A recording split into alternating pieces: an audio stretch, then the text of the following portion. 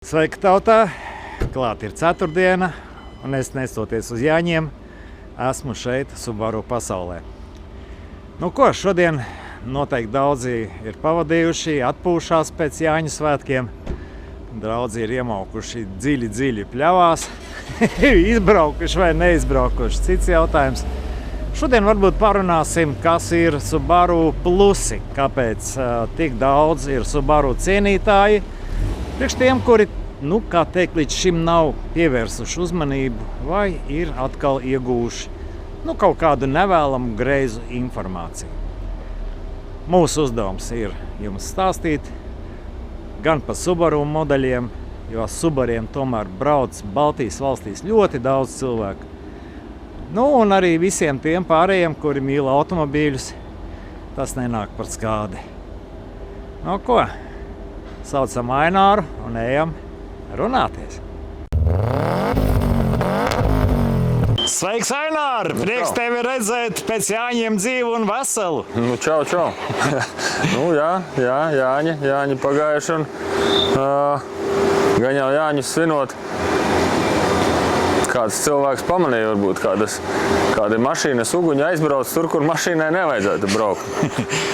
Iespējams, ka starp tiem mašīnas uguņiem bija sastopami šādas te zīmītes turētāji. Jā. Subaru. Ar tiem ne tikai var iebraukt, bet arī izbraukt bieži vien. Ar tiem var iebraukt tālu, bet ja brauc bez galvas, tad ir tāds teiciens, jo labāka pilnpiedziņa, jo tālāk jāiet pēc traktora. Tagad bišķiņi ar galvu jādomā, bet aizbraukt tur tiešām tālu un izbraukt ārā arī. Šodien mēs varētu dot ziņu cilvēkiem, kas par Subaru zina maz vai nezina pilnībā nemaz. Es vēlos uzsvērt Subaru 6, manuprāt, galvenos plusus, viņi ir vairāk, bet 6 būtu tik, cik ir zvaigznīšu tenī zīmītē. Un viens no tiem, laikam, galvenākajiem plusiem ir tieši Subaru automašīnas simetriskā pilnpiedziņa un īstenībā pēc būtības simetriskā visa uzbūve, jo mašīnu, ja mēs tā ņemtu un pārzāģētu uz pusēm, tad katrā pusē paliktu līdzvērtīgas detaļas. Protams, stūra kādam tiktu, kādam netiktu, bet tā galvenā braukšanas uzbūve tā gan būtu sadalāma uz 50/50, burtiski tā. Šīs mašīnas markas īpašniekiem droši vien nav svešs tas, kā mašīna uzvedās uz ceļa, un tā mašīna ir uzbūvēta būtībā. Viņai nav vajadzīgi nekādi papildus svari, lai mašīnas riteņi piespiestos vienlīdzīgi pie ceļa. Tātad priekšas tilts piespiedīsies riteņi līdzīgi aizmugures, un tieši tā vadāmība un turēšanās uz ceļa un tā pilnpiedziņa tas pats galvenais pluss. Tā kā šī ir lieta, kur ir vārds apsvērtējums, pilnīgi svešs tas Subaru. Jā, es piezīmēšu, es atceros, ka kādreiz ņēma ielas turbo mašīnas un neko nepārbūvējot, ielika tikai stieņus un mauc rallijā. Jā, tie bija tos gadus, es atceros, ka burtiski no salona izdzina mašīnu, uzlika sporta amortizāciju un pat neizņemot ārā salonu. Tāds bija noteikums N-grupas mašīnai, kad bija jābūt salonam. Ielika tikai sporta beņķus, drošības karakas un aiziet rallijā. Tāda bija tā mašīnas uzbūve. Šī te, kas ir jau jaunāks modelis, viņa jau ir tāda pati, tikai jaunāks modelis, bišķiņ lielāks, bet nebūtu ne sliktāks. To es jau pārliecinājies. Boxer dzinējs, no kura katrs otrais automehāniķis raustās. Vismaz man tāda pieredze. Jā, tā ir. Bet es uzskatu, ka tas ir arī viens no Subaru plusiem, jo boxer dzinējs ir uzbūvēts tā, ka viņam viss mehānisms darbojas šādi, horizontālā veidā. Attiecīgi mašīnas tas smaguma centrs ir panākts pēc iespējas zemāk, jo zemāks smaguma centrs, jo tas auto būs stabilāks. Un tiem auto, kam strādā vertikāli, tiem tur jāliek papildus visādāki atsvari un svari, kas to mašīnu tā kā padara balansētāku. Protams, ka daudzos servisos pateiks, ieraugot šo mašīnu, kā te vispār var sveces nomainīt, kā te vispār kaut ko var izdarīt. Bet tam jau esam arī mēs domāti, kas esam specializēts Subaru servis. Tā kā pie mums var atbraukt un šo motoru mēs nekad neatteiksim kaut ko salabot vai nodiagnosticēt vai nomainīt. Tā kā es uzskatu, ka tas tomēr ir pluss. Jā, man laukos vietējie mehāniķi arī kaut ko līdzīgi teica. Es saku, čāļi, pasakiet man atklāt, ka jūs vienkārši nifiga nerubiet no Subariem. Nevis, kad viņš ir sārežģīts. Vienkārši nezinu. Vienkārši nezinu, tieši tā. Jā, nu tu te nostājies esi starp 3 Subariem, izvēlējies runāt par šo. Tas nav tikai par šo, vienkārši nākamais pluss Subaru listē ir drošība. Liekas, kas tur tāds varētu būt, bet īstenībā tā pasīvā drošība, kas ir visādākas virsbūves konstrukcijas, kas palīdz tad, kad automašīnai ir kāds negadījums, tad, kad varbūt ir saslīdējis uz ceļa, varbūt ir tāds teiciens, ātrums pārsniedz meistarību, varbūt kaut kur apeļās, vai ir kaut kāda pasarg Dievs avārija, tad izturība ir šīs mašīnas pluss. Es esmu redzējis dažādi cietušas mašīnas un, paldies Dievam, bez letālām beigām. Tā kā, arī to var redzēt arī visādākos testos, kuras iztur šīs markas mašīnas. Esi godīgs pastāsti arī piemini savu Alni. Jā, man gadījās pagājuši gadu tāds negadījums, kad uz ceļa saskrējos ar Alni. Kā redzes, esmu šeit. Jā. Un tur es varu arī pateikties tikai Subaru drošības konstrukcijām, kas ļāva tikai, stiklis ārā un jumta plati saliekta, bet mašīna pati vesela, paši veseli, tā kā plus viennozīmīgi. Drošība tādā ziņā, ka, piemēram, tā jumta konstrukcija liekas, jumts un jumts, metāla daļa. Ja? Jā. Bet šī konkrēta detaļa ir ļoti, ļoti izturīga. Ja? Viņā ir pastiprinājums, papildus, kas, ja gadījumā jūs gāžaties tur pār jumtu vai kas, tad salocīsies. Varbūt šī daļa, varbūt stiklis, varbūt tās mīkstās daļas, jā, bet šī izturēs daudz. Kopumā ar šo te durvi rāmi, kas nav pats galvenais turētājs, bet šī te jumta daļa ir super izturīga.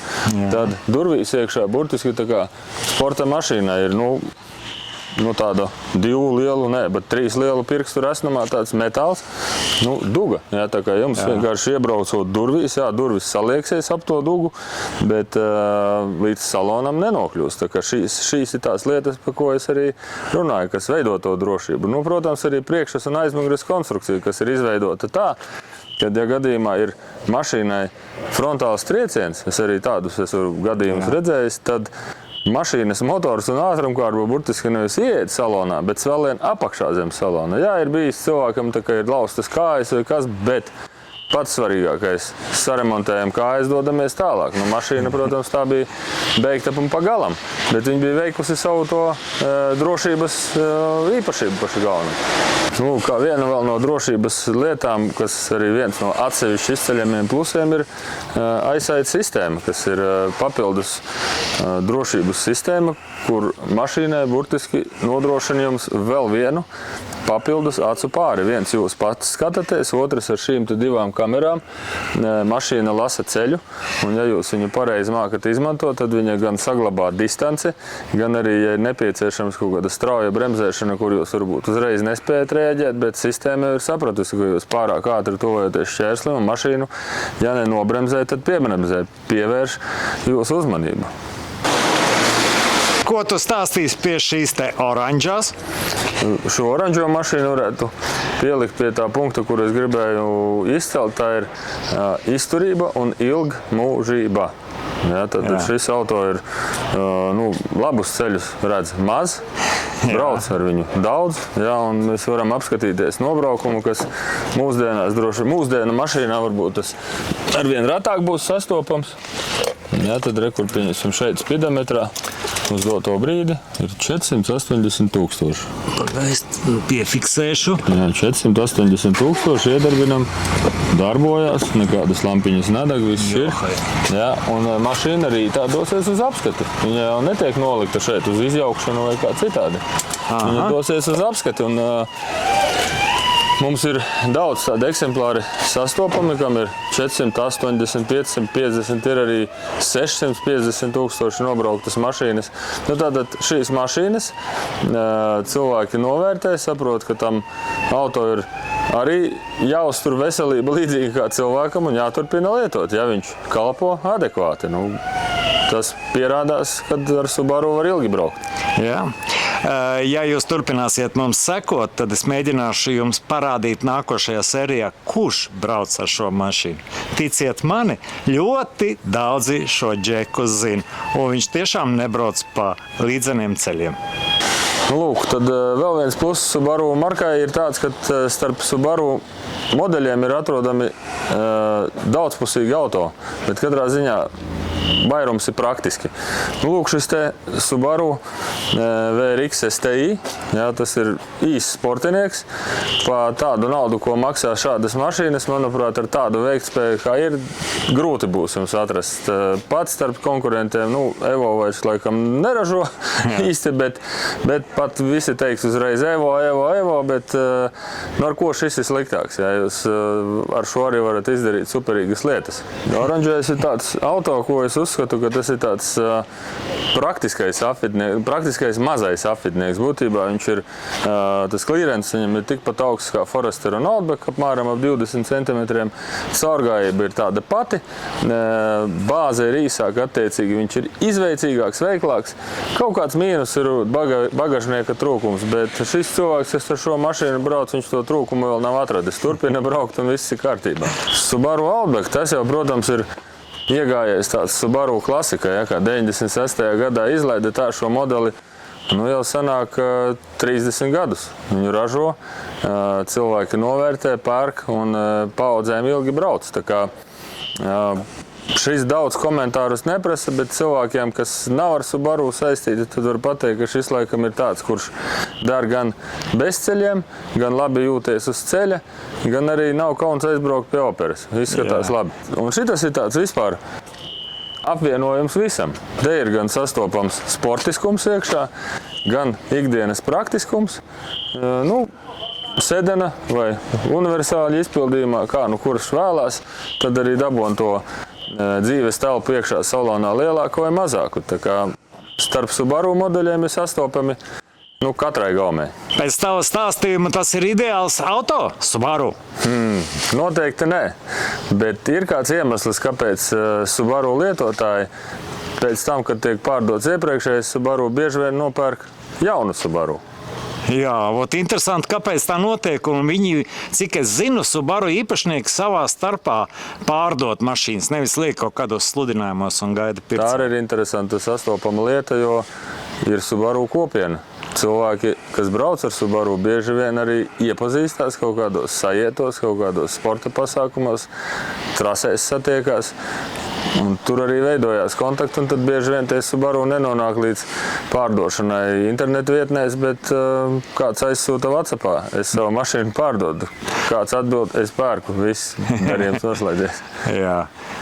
Tas nozīmē, maksimāli ideāla mašīna tā nav, bet ar viņu pareizi lietojot, var ilgi un dikti braukt un ļoti labi. Tas gan. Ir vērts izskatīt, tad, kad jūs meklējat jaunu mašīnu, un ja jūs uzrunās Subaru, tad jūs noteikti varat piezvanīt arī mums. Mums ir šis tas pārdošanā. Mēs zinām kādus cilvēkus, kas ir izteikuši vēlmes tuvākā laikā gribējuši pārdot. Un varat tikt pie mašīnas ar vēsturi, ko cilvēki vēlās dabūt nevis kaķi maisā, bet kaut ko zināmāku. Paldies, Ainār!